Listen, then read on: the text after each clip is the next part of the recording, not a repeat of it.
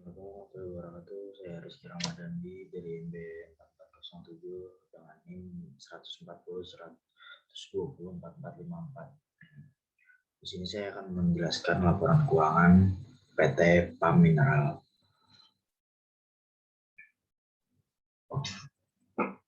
Oke, selanjutnya PT PAM Mineral Tbk bergerak di bidang mining, berdiri sejak 2008. Perusahaan ini memiliki dua wilayah operasional, yakni Sulawesi Tenggara, Desa Lameruru, Kecamatan Langkima, Kabupaten Konawe Utara, dan Desa Laroenai, Kecamatan Bungkul, Pesisir Sulawesi Tengah.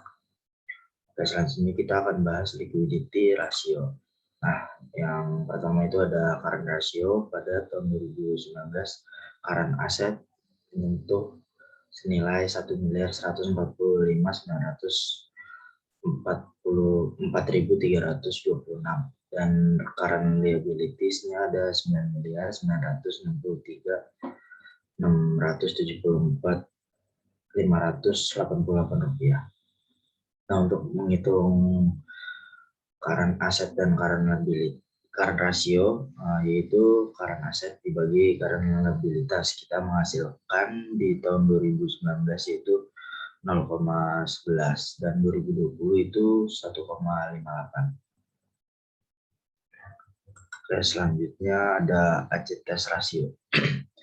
Pada tahun 2019 current asetnya tetap dengan sama sebelumnya, investor cuma ada tambahan inventories yaitu 6.595.395 rupiah. Nah, untuk perhitungan ACTS ratio yaitu current asset kurang inventories dibagi current liabilities. Di tahun 2019 menghasilkan 0,50 dan tahun 2020 menghasilkan 1,45. Oke, selanjutnya yaitu average collection period. Nah, pada 2019 akun receivable-nya tidak ditemukan datanya, bukan tidak ditemukan, nggak ada ya, tapi daily sales-nya atau kredit yaitu 1.903.956.923 ya. Untuk menghitung average collection period yaitu akun receivable dibagi daily sales. Nah, untuk 2019 hasilnya nggak ada, untuk 2020 yaitu 14,8. Oke, selanjutnya account receivable ratio. Nah, untuk tahun 2019 datanya tidak ditemukan. Untuk tahun 2020 cuman ada akun receivable-nya. Nah, untuk cara menghitung akun receivable ratio-nya itu yaitu kredit sales dibagi akun receivable. Nah, untuk selanjutnya itu ada inventory turnover. Nah, ini pada tahun 2019 itu COGS-nya menyentuh angka 579.241.523.708. Nah, untuk inventory-nya itu ada 6.195.524.390. Dan di tahun 2020 COGS-nya menyentuh angka 124.949.920.40. Dan inventory-nya pada tahun 2020 yaitu menyentuh angka 10.388.576.558. Nah, untuk menghitung menghasilkan angka di inventory turnover yaitu COGS dibagi inventory yang menghasilkan pada tahun 2019 yaitu 9,35, untuk tahun 2020 12,2. Oke, selanjutnya kita pindah ke capital structure ratio. Nah, untuk yang pertama itu ada debit ratio. Untuk pada tahun 2019 total debit itu 121.243.28.715. total asetnya itu ada 76.856.856.061. Nah, untuk tahun 2020 itu ada 78.992.395.169. Dan total asetnya itu ada 98.611.341. Untuk menghasilkan angka di debit ratio itu total debit dibagi total aset pada tahun 2019 menghasilkan 1,57 dan pada tahun 2020 menghasilkan 0,87. Oke, selanjutnya yaitu TAI. Nah, di sini tuh operation income-nya pada tahun 2019 itu 18.400.287.318 dan interest expense-nya itu 1.925.364 miliar. Dan pada tahun 2020 itu operation income-nya ada 44.700.815.208 dan interest expense-nya itu 1.471.19.480. Nah, untuk menghasilkan hasil dari TAI ini itu current aset dibagi liabilitas. Tahun 2019 menghasilkan 5,06, pada tahun 2020 menghasilkan 30,38. Oke, selanjutnya itu ada aset manajemen efisiensi rasio.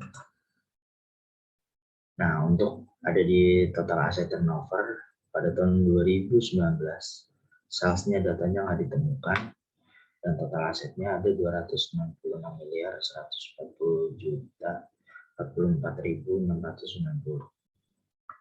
Dan pada tahun 2020 salesnya pun juga ketahuan nggak ada datanya. Ada total asetnya itu ada 98.611.608.341. Nah, untuk menghasilkan total aset turnover itu yaitu sales dibagi total aset.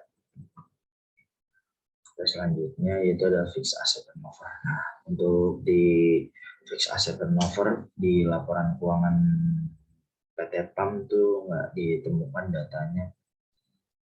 Dan ini adalah rumus untuk mencari fixed asset turnover, yaitu ada sales dibagi net fixed asset. Oke, selanjutnya yaitu profitability ratio. Yaitu ada OIROI atau disebut operation return on investment.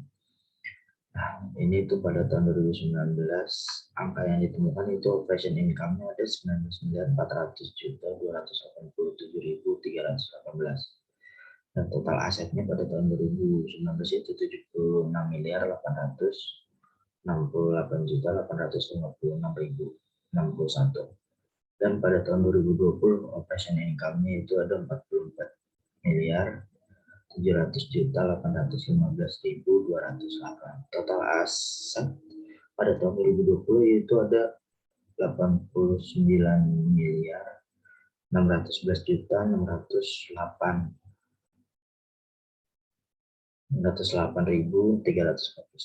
Nah, untuk menghasilkan angka di operation return on investment yaitu operation income dibagi total aset yang menghasilkan pada tahun 2019 yaitu setiap satu aset mampu menghasilkan laba operasional sebesar $0,24 dan pada tahun 2020 menghasilkan sebesar laba operasional yaitu $0,50.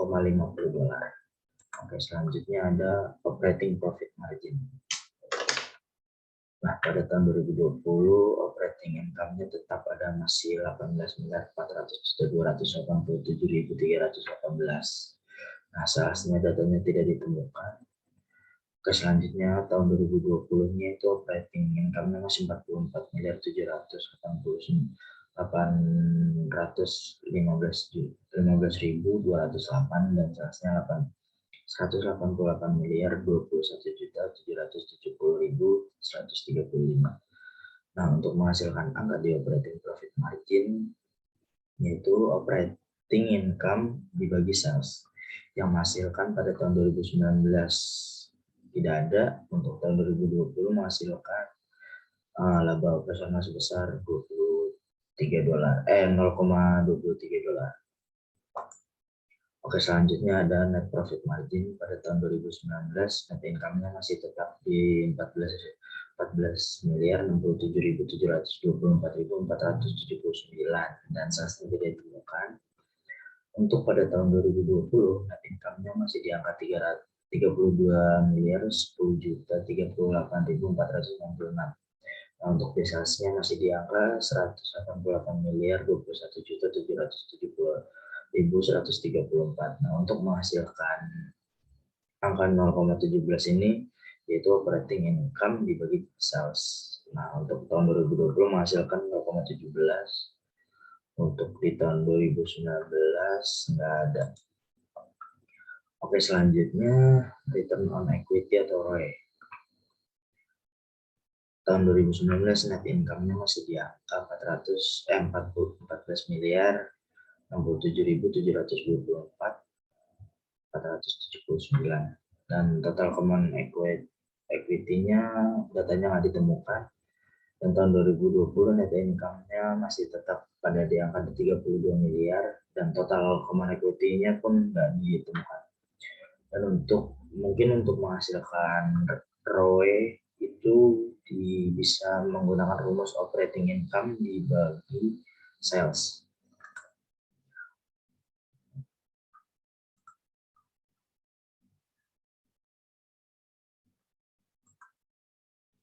Sekian, terima kasih. Assalamualaikum warahmatullahi wabarakatuh.